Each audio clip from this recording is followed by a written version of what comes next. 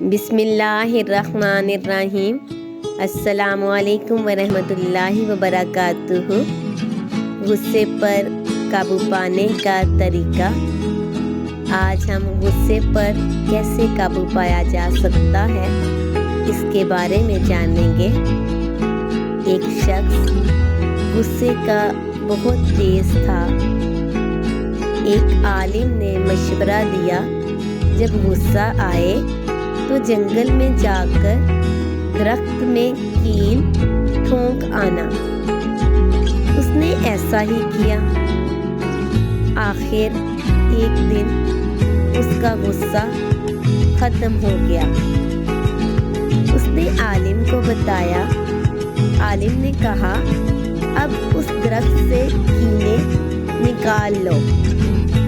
اس آدمی نے کیلیں نکال لی، لیکن درخت میں